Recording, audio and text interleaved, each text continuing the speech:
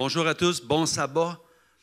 Merci d'être là encore, fidèles au poste. Certes, vous n'êtes pas assis devant moi, mais vous êtes à la maison, bien assis, bien confortable. Écoute, on a encore une belle journée aujourd'hui. C'est notre 8e semaine en confinement. On a la visite de notre frère, le pasteur Patrick Dupuis, ce matin, qui va être avec nous.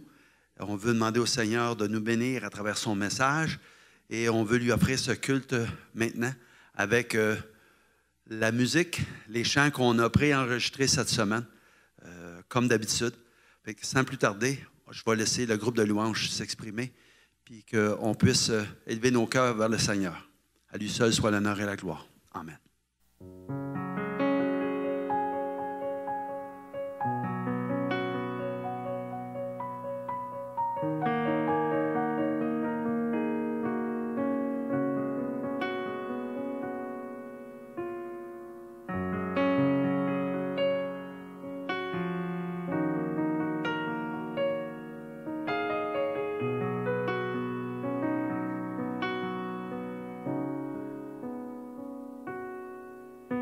Bienvenue à tous.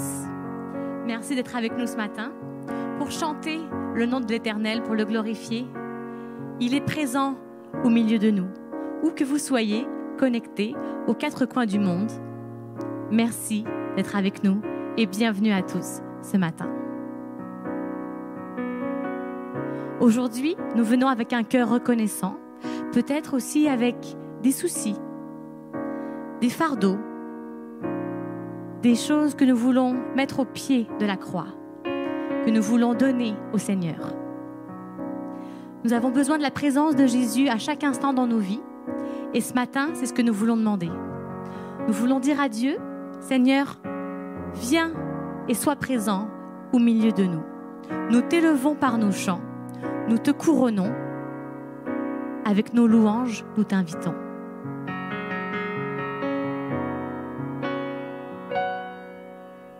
Jésus, nous te couronnons, nous te proclamons roi, présent au milieu de nous. Nous t'élevons par nos chants, nous t'adorons. Nous t'exaltons, viens établir ton trône éternel. Par nos louanges, nous t'invitons. Viens Jésus, prends la place du roi.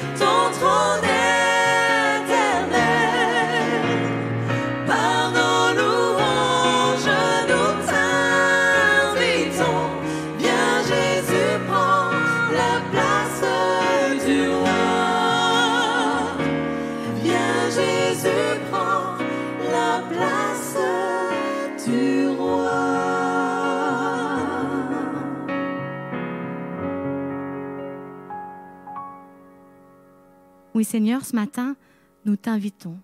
Jésus, viens prendre la place du roi.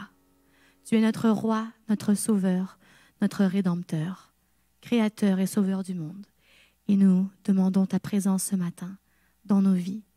Et alors que nous allons te célébrer par nos chants et être à l'écoute de ta parole, nous te demandons ton Saint-Esprit dans nos vies. Amen. Dans le psaume 121, il est dit « Je lève mes yeux vers les montagnes. D'où me viendra le secours?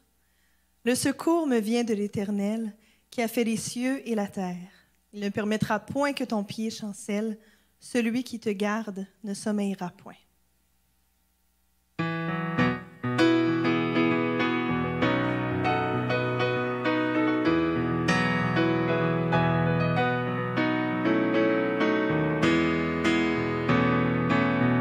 Je lève les yeux vers les montagnes. Je lève les yeux vers les montagnes. D'où me viendra le secours? D'où me viendra le secours? Le secours me vient de Dieu. Le secours me vient de Dieu. Qui a fait la terre et les cieux. Qui a fait la terre et les cieux. Maranatha, viens Seigneur, viens. Seigneur Jésus, nous tendons les mains vers toi. Maranatha, viens Seigneur, viens. Et là où tu es, reprends-nous avec toi. Je suis dans la joie quand on me dit. Je suis dans la joie quand on me dit. Allons à la maison du Seigneur. Allons à la maison du Seigneur. Car nos peines sont finies. Car nos peines sont finies. Au grand jour de l'Éternel. Au grand jour de l'Éternel, de l'Éternel. Maranatha, viens Seigneur, viens. Seigneur Jésus, nous tendons les mains vers toi. Maranatha, viens Seigneur, viens. Et là où tu es, reprends-nous avec toi. Maranatha, viens Seigneur, viens.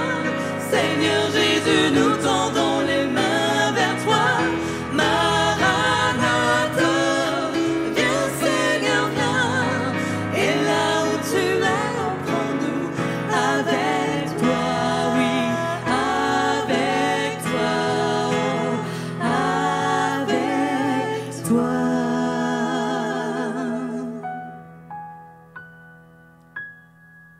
Je lis le texte qui suit dans Philippiens 4, les versets 4 à 7. Il est écrit « Réjouissez-vous toujours dans le Seigneur, je le répète, réjouissez-vous. Que votre douceur soit connue de tous les hommes, le Seigneur est proche.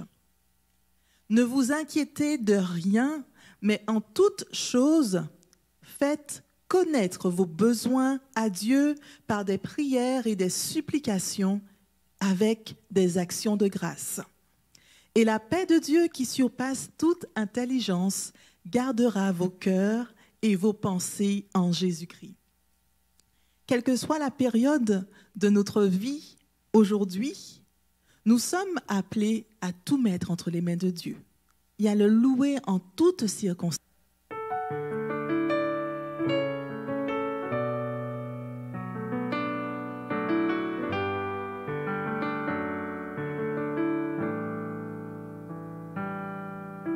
Je viens t'offrir, Seigneur,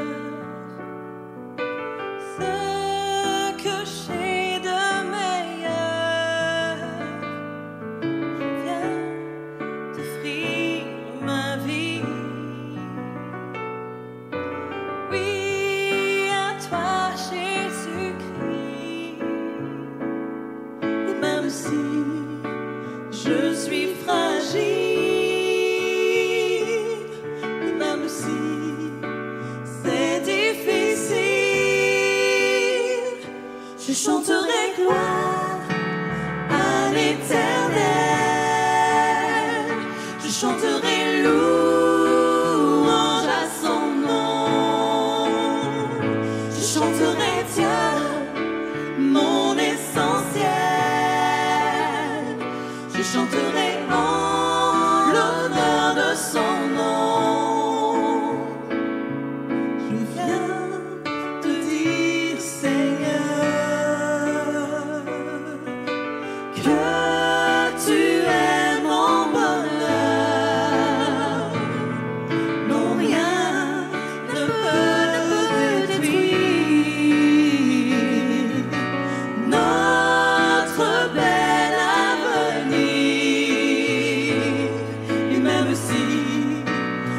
Je suis fragile, même si c'est difficile, je chanterai gloire à l'Éternel,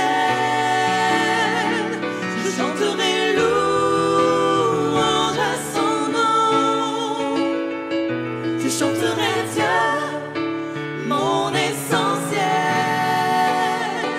je chanterai en l'honneur de son nom.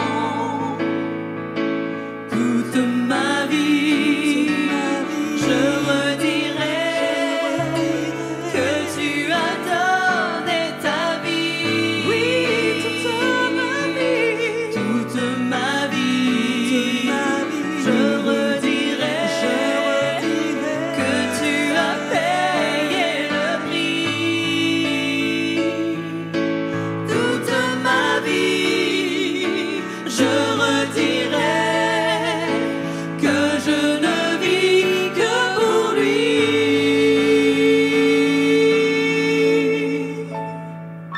Je chanterai gloire à l'Éternel, je chanterai louange à son nom, je chanterai Dieu, mon essentiel, je chanterai en l'honneur de son nom.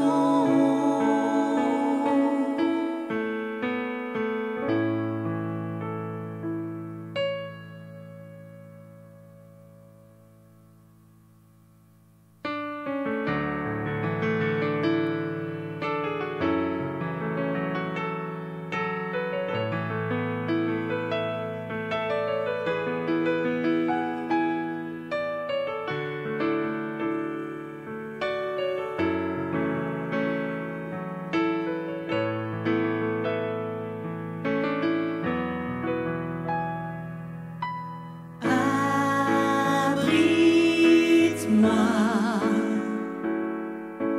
sous tes ailes, couvre-moi par ta main puissante, même si les océans se déchaînent, je les traverserai avec toi. Père, tu domines les tempêtes. Je suis tranquille car tu es là.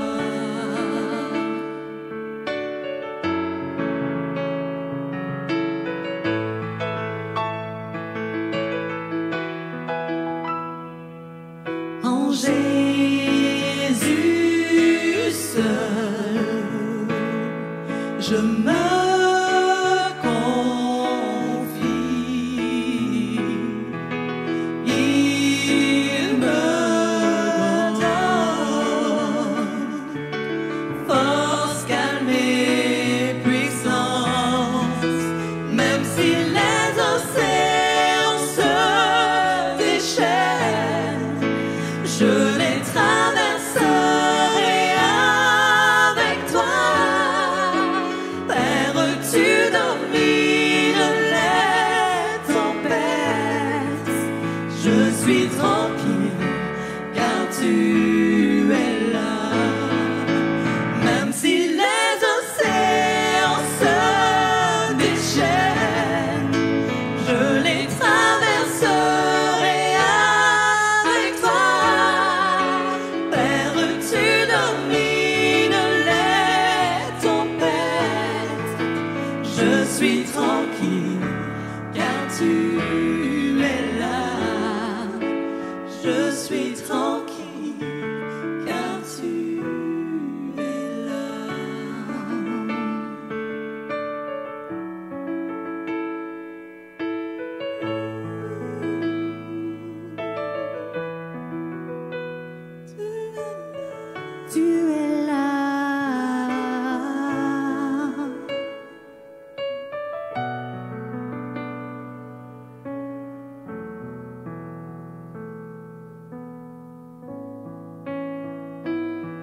Éternel, nous savons que tu es près de nous à chaque moment de notre vie. Dans les tempêtes, dans les moments ensoleillés de nos vies, dans les déserts, tu es toujours là. Et tu nous promets que tu vas nous aider, nous guider et nous protéger. Pour tout cela, je te remercie. Je te remercie parce que tu ne nous abandonnes pas et parce que ton amour pour chacun de tes enfants est grand. Alors, Éternel, reçois nos louanges, reçois notre adoration pour tout ce que tu es, pour tout ce que tu fais. Amen.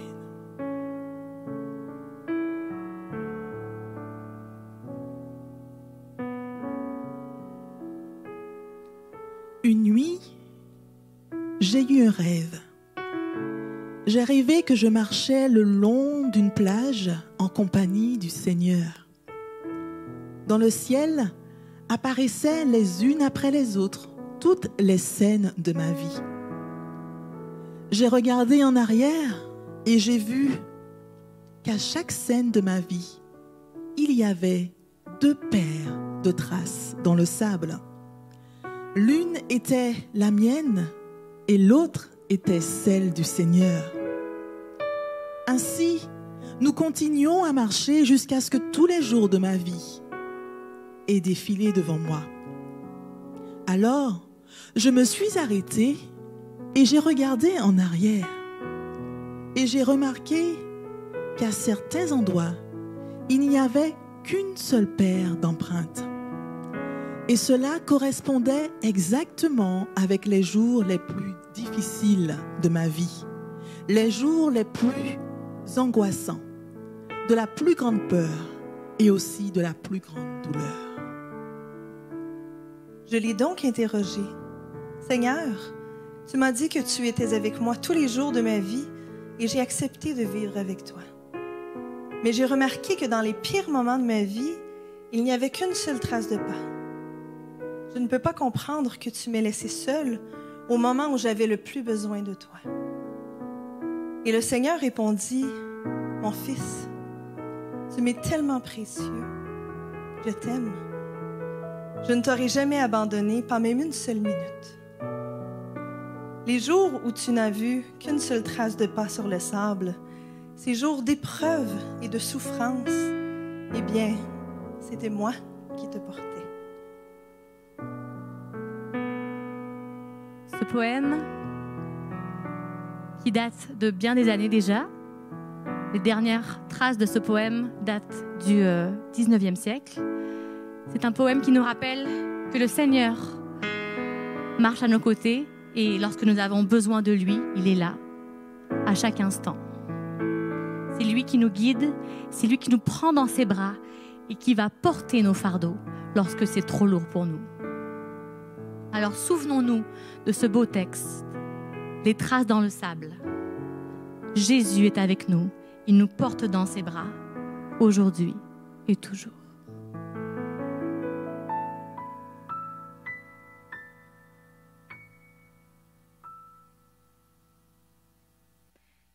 Merci d'être avec nous ce matin. Nous tenons également à vous rappeler qu'il est possible de donner vos dîmes et vos offrandes directement sur le site internet du centre Il est écrit.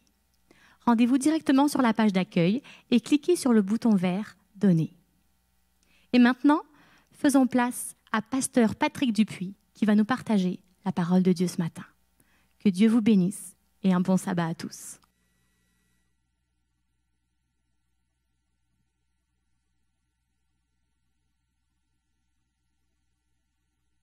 Bonjour à tous, bon matin, c'est un plaisir pour moi d'être avec vous aujourd'hui et de me joindre à vous via la technologie qui nous permet d'être en distanciation physique, mais quand même ne pas être en distanciation spirituelle. Avant de commencer, j'aimerais me présenter pour ceux qui ne me connaissent pas. Je suis le pasteur Patrick Dupuis.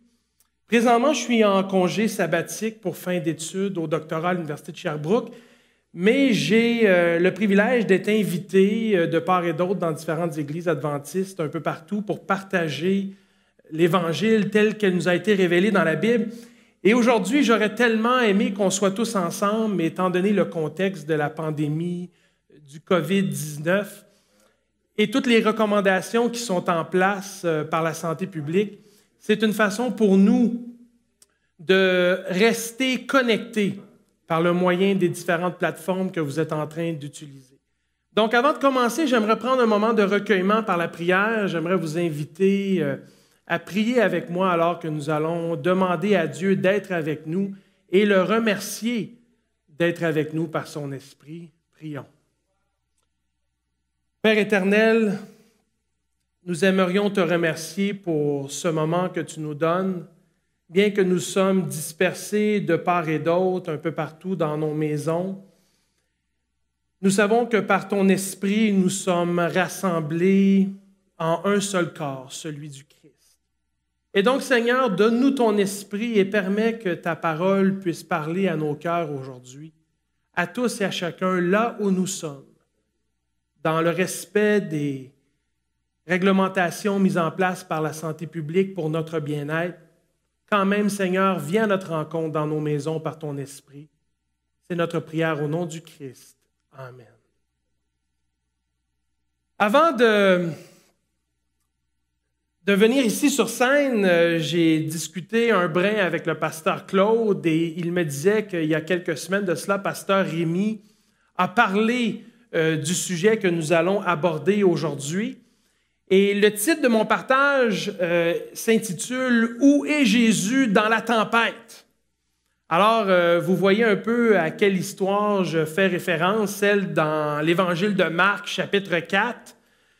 Mais en même temps, j'aimerais vous rassurer en vous disant, bien que le Saint-Esprit se répète, il est loin d'être redondant.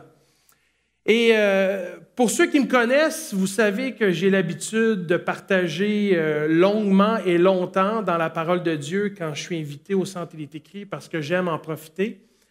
Mais aujourd'hui, ce ne sera pas le cas. J'aimerais que le message soit court, précis et au but et que vous puissiez avoir un moment, si la température vous le permet, d'aller prendre une marche à l'extérieur, une bouffée d'air frais, de passer du temps privilégié en famille et en partage sous le regard bienveillant de Dieu.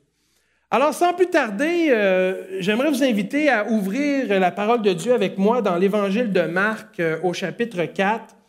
C'est une histoire qu'on connaît très bien et c'est une histoire, je pense, que plusieurs prédicateurs, plusieurs pasteurs, dans le contexte de la pandémie du COVID-19, aussi appelée le coronavirus, c'est une histoire encourageante, c'est une histoire inspirante, c'est une histoire qui nous parle de la présence de Dieu dans un moment difficile et tumultueux de notre vie. Et dans l'Évangile de Marc, si on met un peu de contexte, Jésus avait enseigné beaucoup par le moyen de paraboles et ensuite il va dire à ses disciples qu'ils vont traverser à bord de la barque pour se rendre l'autre côté.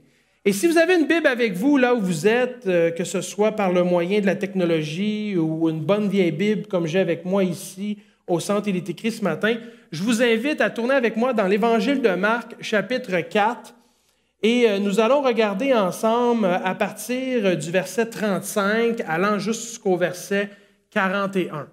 Donc, verset 35 allant jusqu'au verset 41. Et je vais le lire et je vous invite à suivre avec moi là où vous êtes. Donc, Évangile de Marc, verset 35 jusqu'au verset 41. Et nous lisons.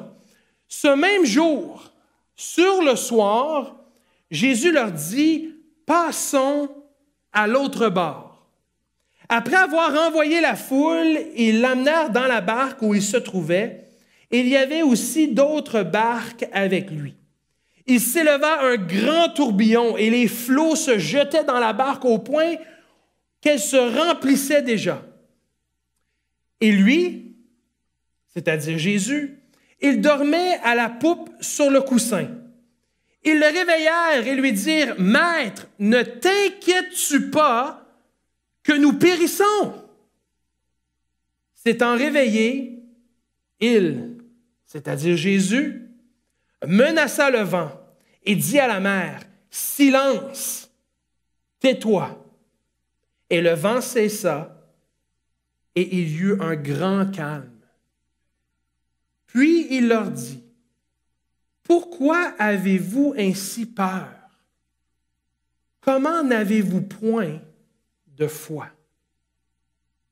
Ils, c'est-à-dire les disciples, furent saisis d'une grande frayeur, et ils se dirent les uns aux autres, « Quel est donc celui-ci à qui obéissent même le vent et la mer? » Chers amis, je trouve tellement que cette histoire est inspirante et encourageante pour plusieurs raisons.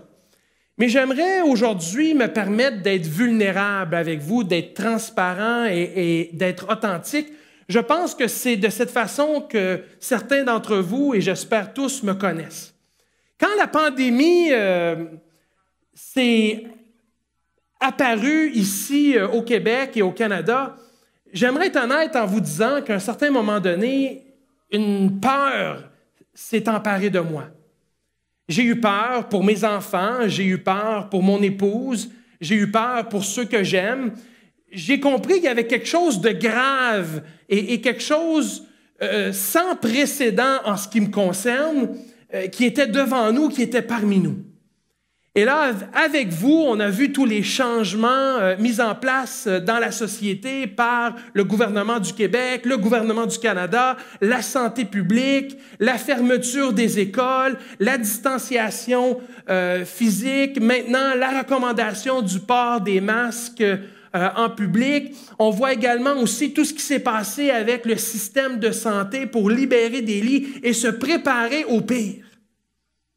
Et je ne sais pas si vous l'avez vécu de la même manière que moi, mais en fait, le défi que j'ai eu, c'est de gérer cette peur, de gérer cette anxiété, de gérer cette angoisse qui s'est emparée de moi dans un contexte de me dire, ben là, j'ai plus le contrôle de la situation. Avant la pandémie, je faisais ma vie tranquillement. Oui, je mettais ma confiance en Dieu, mais c'était plutôt métro, boulot, dodo, comme on aime dire. Et là, dans un instant, vous et moi, on s'est réveillés un bon matin et tout avait changé. Et comme moi, je pense que vous avez également eu beaucoup de questions. Beaucoup de questions qui sont demeurées peut-être sans réponse. Et mon premier réflexe, et je pense que c'est le premier réflexe qui doit caractériser le chrétien, c'est d'aller vers Dieu par le moyen de la prière. Et c'est ce que j'ai fait dans un moment de stress, dans un moment d'anxiété, dans un moment de peur. Je suis allé vers Dieu et j'ai conversé avec lui. Je lui ai dit, Seigneur, je ne sais pas ce qui se passe. Je ne comprends pas ce qui se passe. Je n'ai pas toutes les informations à la portée de la main, puisque vous vous êtes rendu compte, comme vous et moi, peu importe la chaîne de nouvelles que vous écoutez, peu importe le site web que vous consultez, peu importe vos amis sur les réseaux sociaux, tout à coup, avec la pandémie du COVID-19, tout le monde est devenu expert. Et donc, je me suis réfugié auprès de Dieu et j'ai choisi la prière comme un moyen de m'approcher de lui, de dire, Seigneur, je ne comprends pas ce qui se passe. J'ai plus le contrôle de ce qui se passe autour de moi et en quelque part, ça me fait peur. Et j'aimerais vous encourager en vous disant que la prière est un moyen efficace que Dieu nous a donné pour gérer notre stress, gérer notre anxiété, gérer notre angoisse et gérer notre peur. Parce que la peur, quand elle s'empare de nous, elle nous paralyse. Elle nous laisse sans moyens et sans défense. Mais au contraire, quand on va auprès du Christ et on lui demande par le moyen de la prière d'augmenter notre foi, d'intervenir dans notre vie, de nous aider à gérer cette peur, cette angoisse, cette anxiété et de remplacer cela par sa paix. À ce moment-là, on n'est plus dans la peur qui paralyse, mais on est dans la foi qui produit de l'action. Et donc, je veux revenir à cette histoire qui est tout à fait intéressante. Parce que dans cette histoire qui concerne Jésus et les disciples, vous allez noter au verset 35 que Jésus va donner une affirmation.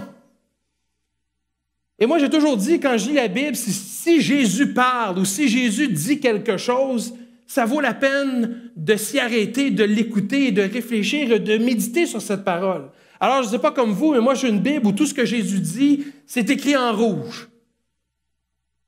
Et ça commence à être mes passages préférés de la parole de Dieu et des évangiles. Et la première chose que Jésus dit au verset 35 aux disciples, c'est de leur dire « Passons à l'autre bord ». Et donc, Jésus avait déjà en tête un objectif. Jésus avait déjà établi avec les disciples le plan de match. Voici où est-ce qu'on veut être. Voici où est-ce qu'on s'en va. Voici le point final. Voici la ligne d'arrivée. On est au point A et on s'en va au point B. Et ce n'est pas n'importe qui le dit, c'est Jésus. Et les disciples avaient une expérience de vie avec Jésus. Ils l'avaient vu enseigner, ils l'avaient vu opérer des miracles. Alors, il y avait un certain niveau de connaissance et aussi une certaine confiance qui était présente. Mais l'histoire va nous révéler où les disciples en étaient dans leur croissance spirituelle, dans la transformation par l'Esprit de Dieu de leur cœur et du niveau de leur foi en leur Créateur. Alors, la première chose que j'aimerais vous dire pour vous encourager, c'est que si Dieu vous fait une promesse, il est amplement capable de la tenir. Si Dieu vous fixe un objectif, votre responsabilité, c'est de garder les yeux sur Christ alors qu'il vous amène à l'objectif. Comment vous allez vous y rendre? Ça, ce n'est pas votre affaire, c'est l'affaire de Dieu. Moi, toutes les fois que j'ai pris le volant de l'automobile, de ma relation avec Christ, j'ai pris le fossé. Mais toutes les fois que j'ai laissé Jésus conduire cette automobile, on s'est rendu là où est-ce que Christ voulait qu'on aille. Alors, dans cette histoire, on renvoie la foule et puis les disciples et Jésus vont dans la barque et tout à coup, on nous parle d'un tourbillon, on nous parle des flots qui se jettent dans la barque. Il y a une tempête qui se présente. Et là, on doit comprendre dans le contexte de cette histoire une information que vous connaissez déjà, que vous maîtrisez déjà, c'est qu'il y en avait dans cette gang-là de disciples que ce n'était pas leur premier tour de bateau, là. Il y en avait là-dedans qui étaient capables de maîtriser une barque, qui étaient pêcheurs et qui avaient de l'expérience, et j'aimerais dire, en bon québécois, qui en avaient vu d'autres. Mais là, cette tempête apparaît et la barque commence à se remplir d'eau. Et là, il y a des éléments dans cette histoire-là qui me dépassent complètement. Il y a des éléments dans cette histoire-là qui me fascinent. Il y a des éléments dans cette histoire-là qui me jettent en bas de ma chaise. Il y a une tempête, la barque se remplit d'eau, il y a du vent, il y a des flots, il y a un tourbillon et tout, et tout, et tout. Et là, Jésus, lui, est en train de dormir. Jésus est en train de dormir au beau milieu d'une tempête. Qu'est-ce que ça dit de Jésus? Qu'est-ce que ça dit de son attitude? Qu'est-ce que ça dit de son caractère? Qu'est-ce que ça dit de sa confiance en qui il était et en son Père qui l'avait envoyé? Jésus n'était pas inquiet par la situation devant lui, car il savait qu'il était le créateur des eaux, le créateur du vent, et qu'il avait une maîtrise complète et totale sur cette situation. Et donc, qu'il est doux le sommeil du Christ dans cette tempête. Et moi, j'aspire à ça. J'aspire à cette confiance en Dieu qui me permet d'avoir un sommeil profond, un sommeil absent d'anxiété, absent d'angoisse, absent de peur et absent de stress. Si la situation était grave et dramatique à ce point, pensez-vous que Jésus serait en train de dormir? Ben non, il ne serait pas en train de dormir. Bien évidemment qu'il serait réveillé. Mais là, même dans cette situation qui semblait en perte de contrôle, Christ dormait. Et là, il y a quelque chose d'intéressant qui se passe. Les disciples réalisent qu'eux n'ont plus le contrôle de la situation. Et quand vous et moi, on sort de notre zone de confort par la force des choses, il y a une peur qui s'installe. Il y a une crainte qui s'empare de nous. L'être humain est une créature fascinante. On aime notre routine. On aime nos petites pantoufles à la maison. On aime notre petit confort. On aime la séquence de nos événements. On aime notre restaurant préféré. On aime notre mets préféré. On aime notre routine d'aller ici et là. Et tout à coup, dans le contexte de la pandémie du COVID-19, notre routine a été balancée par la fenêtre. Et on a tous été poussés hors de notre zone de confort. Et nécessairement, on en a ressenti les effets à différents niveaux, mais principalement sur notre santé mentale. Et donc, cette tempête sort même les plus expérimentés de la gang, les pêcheurs, ceux qui avaient de l'expérience avec la barque. Même eux ont vécu du stress, de l'anxiété, de l'angoisse et de l'empeur. Et donc, ils vont voir Jésus. Et cette conversation avec Jésus est tellement importante. Ils vont le réveiller, premièrement. Je ne sais pas comment ils l'ont fait. J'imagine qu'ils ont peut-être mis les mains dessus lui. Ils l'ont appelé, Jésus, réveille-toi, réveille-toi. La barque prend l'eau, on va mourir. Et regardez la question qu'il lui pose au verset 38. Deuxième partie de ce verset. Là, essayez de vous mettre avec moi là, par votre imagination là, dans le contexte de la scène. Il y a du vent, il y a de la pluie. La barque est jetée de tous les bords, tous les côtés. Il y a de l'eau qui rentre. Les disciples vont auprès de Jésus. Ils n'ont plus le contrôle de la situation. Ils ont peur. Et là, ils vont le réveiller en panique. Et ils vont poser la question suivante. « Maître, ne t'inquiètes-tu pas que nous périssons? » Ils sont là, « Seigneur, Jésus, réveille-toi, on est en train de mourir. Ça ne te dérange pas qu'on est en train de mourir? Ça ne te dérange pas qu'on ne passera pas à travers cette situation? » Et peut-être pour vous et pour moi, on a vécu un sentiment semblable dans le contexte de la pandémie du COVID-19. Pourquoi? Parce que peut-être certains d'entre vous, vous avez perdu votre travail à cause de la pandémie. Peut-être certains d'entre vous, vous avez une petite entreprise ou vous travaillez pour une petite entreprise qui va peut-être faire faillite. Peut-être certains d'entre vous, vous aviez déjà un problème de santé et cette pandémie est venue causer certaines difficultés supplémentaires. Peut-être la pandémie a fait en sorte que malheureusement, étant donné le contexte, vous avez des problèmes de couple ou des problèmes avec vos enfants. Et vous avez le goût de poser cette question au Seigneur. Vous avez le goût de dire, « Seigneur, ne t'inquiètes-tu pas que j'ai perdu ma job? Ne t'inquiètes-tu pas que j'ai des problèmes avec ma femme ou avec mon mari? Ne t'inquiètes-tu pas, Seigneur, que j'ai des problèmes avec mes enfants? Seigneur, est-ce que tu te soucies de moi, de mon bien-être, de ce qui se passe dans ma vie présentement? » Je le constate autour de moi. Cette pandémie affecte tout le monde d'une façon ou d'une autre. Et Jésus se réveille. Jésus se réveille.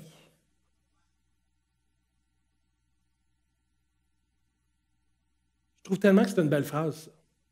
Verset 39. S'étant réveillé. Écoutez, je n'ai pas fait d'études approfondies là, de ce texte-là en particulier, mais je serais curieux de savoir si ailleurs dans l'Évangile, il y a un moment où est-ce que Jésus dort et on le réveille. En tout cas, dans cette histoire-là, il dort et on le réveille. Et moi, j'aimerais vous dire que la Bible nous dit que Dieu dort jamais. Dieu dort jamais. Et même si dans cette histoire-là, Jésus dort, il ne dort pas spirituellement. Il est quand même au contrôle de la situation. Et ce que j'aime du Dieu de la Bible qui m'a été révélé et qui vous est révélé, c'est qu'alors que le contexte de notre société change, alors que les temps sont incertains et ils changent, Dieu nous dit dans sa parole qu'il ne change jamais. Il est le même hier, aujourd'hui et demain. Alors le Jésus qu'on est en train d'étudier aujourd'hui, c'est le même Jésus à cette époque-là.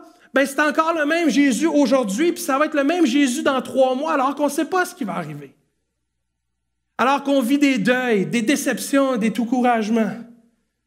Pour certains d'entre nous, nos vacances ont été annulées. Pour certains d'entre nous, dans le domaine de la santé, on a été demandé de travailler à des endroits où ça ne faisait pas nécessairement notre affaire. Pour certains d'entre nous, on avait des plans cet été d'aller visiter de la famille, de voir des êtres chers. Et là, tout ça est bousculé et il y a des gros points d'interrogation et on ne sait pas nécessairement où est-ce qu'on s'en va. Jésus se réveille. Il se réveille. Moi, j'aimerais vous dire que si Jésus dort dans une histoire et on le réveille, attendez-vous à quelque chose de grandiose. Parce qu'ils ne l'ont pas réveillé pour rien. Il se réveille. Et la première chose qu'il fait, et ça c'est une expression que j'utilise toujours dans le vocabulaire québécois, Jésus prend le taureau par les cornes.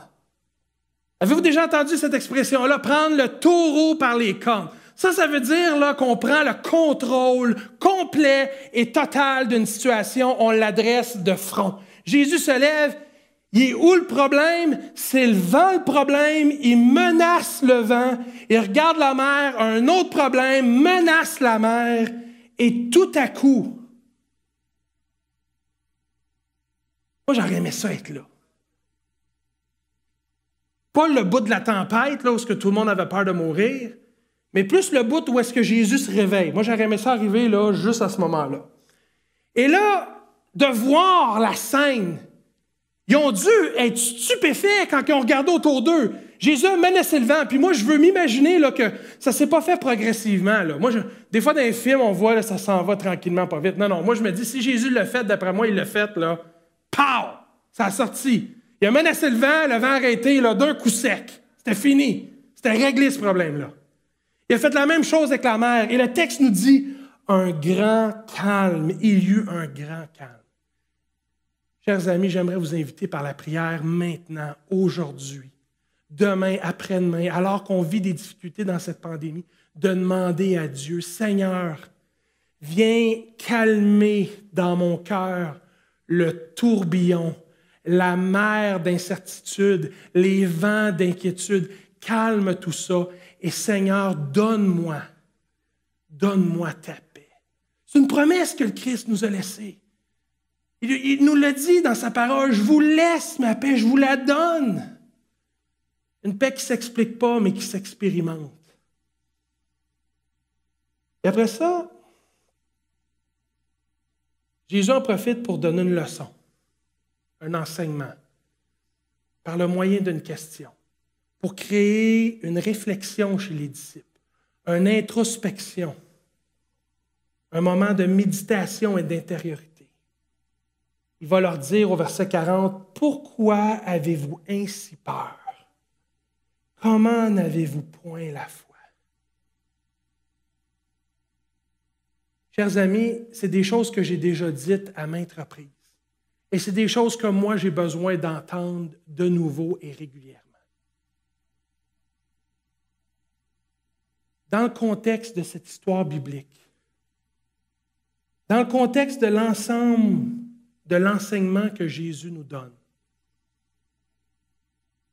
il nous a fait une promesse du point final. Il nous a fait une promesse de la destination. Il nous a fait une promesse, c'est-à-dire Jésus, de l'objectif à atteindre. Mais il ne nous a jamais dit quel était le chemin exact qu'on allait prendre. Au contraire, il nous a dit que le chemin allait être rocailleux et tortueux, ce chemin qui mène à la vie éternelle. Alors l'important, ce n'est pas qu'on soit en Cadillac sur l'autoroute, sur le cruise control et que tout aille bien. L'important, c'est qu'on soit avec Christ, dans un dune buggy, dans le désert, avec du vent, avec du soleil, avec des problèmes. Notre vie ici sur terre va être remplie d'adversités. Mes chers amis, acceptez et choisissez de vous mettre entre les mains de Dieu et de dire, Seigneur, que ta volonté soit faite. Je n'ai pas besoin de savoir quel est le chemin qui est devant moi. J'ai besoin que tu m'aides à mettre un pied devant l'autre. C'est ça que je veux, Seigneur. Toi, occupe-toi du chemin. Et ensuite, montre-moi là où je dois marcher. Chers amis, je pense que dans la parole de Dieu, il y a un autre passage qui est très connu, qui pourrait peut-être nous encourager, qui pourrait peut-être nous aider ce matin. Et ce passage, lui, se trouve dans le livre des Proverbes. Et c'est un passage que vous connaissez tous très bien. Je ne vous apprends rien de nouveau, mais ça fait donc du bien de l'entendre. Ça fait donc du bien de l'entendre. Proverbes chapitre 3. Et là, vous m'écoutez et vous dites, ben oui, on le connaît. Proverbes chapitre 3, versets 5, 6. Et voici ce qui est écrit. Confie-toi en l'Éternel de tout ton cœur et ne t'appuie pas sur ta sagesse. Reconnais-le dans quoi? Toutes tes voies. Il va faire quoi? Il va aplanir tes sentiers. Chers amis, aujourd'hui, alors que je suis invité au Sentier des Écrits pour partager avec vous un message d'encouragement et d'espoir, j'aimerais vous inviter à ne pas perdre le cap sur le nord. À savoir que notre objectif, notre destination finale, la ligne d'arrivée, c'est la vie éternelle avec Christ pour l'éternité. Et ici, toute l'adversité qui est placée sur notre chemin, elle est là pour nous permettre de grandir en tant que chrétiens, d'être transformés à l'image de Jésus, pour notre plus grand bien.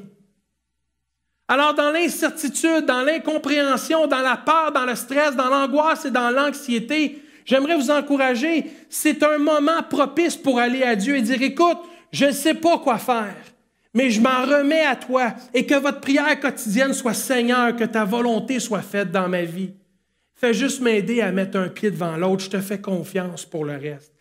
Et mes frères et sœurs, auditeurs d'Il est écrit, un peu partout dans la francophonie, sur la parole que Dieu nous a donnée. Le Christ va nous amener à destination. Il a fait cette prière. Il a dit qu'il voulait qu'un jour on soit avec lui pour l'éternité. Alors que vous êtes assis là, dans vos foyers respectifs, ou peu importe où vous êtes, devant l'écran, j'aimerais vous faire un appel du cœur. On ne sait pas tout ce qui s'en vient. Certains parlent d'une deuxième vague du COVID-19. D'autres parlent d'un virus avec lequel on va devoir apprendre à vivre avec. Certains parlent d'un vaccin ou de médicaments. Les informations sont bombardées dans notre cerveau jour après jour. J'aimerais vous faire un appel de choisir aujourd'hui, dans l'instant présent, de faire confiance à Christ. Alors que la question du titre de la prédication était la suivante, « Où est Jésus dans la tempête? » Jésus est avec nous. Jésus nous promet d'être en nous. Et Jésus va nous conduire l'autre bord, tel qu'il nous l'a promis. Si c'est votre choix dans le secret de votre cœur, j'aimerais vous inviter à dire à Jésus, « Seigneur, tu l'as dit que tu m'amènerais l'autre bord. Aujourd'hui, je veux choisir de te faire confiance. Je veux choisir de m'abandonner à toi. Je veux te faire cette simple prière, que ta volonté soit faite dans ma vie. Aide-moi à mettre un pied devant l'autre. Alors que tout semble incertain autour de moi, mets en moi cette certitude que tu m'aimes, que tu me pardonnes et que tu vas prendre soin de moi coûte que coûte. Est-ce que c'est votre désir?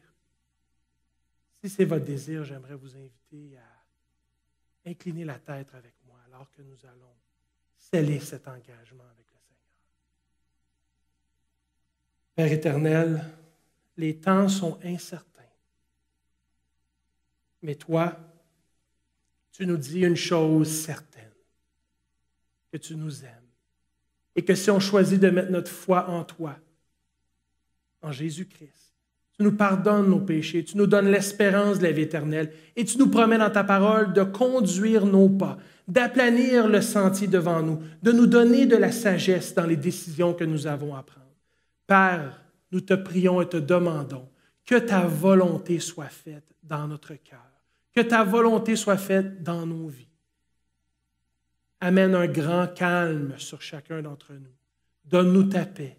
Calme le tourbillon de nos inquiétudes. Calme les vents de l'incertitude. Et aide-nous à te faire confiance et à faire l'expérience de ta paix. C'est ma prière pour tous et chacun qui nous écoute aujourd'hui. Je te prie au nom du Christ. Amen. J'aimerais vous remercier pour ce moment privilégié et que Dieu vous bénisse aujourd'hui, demain et pour l'éternité.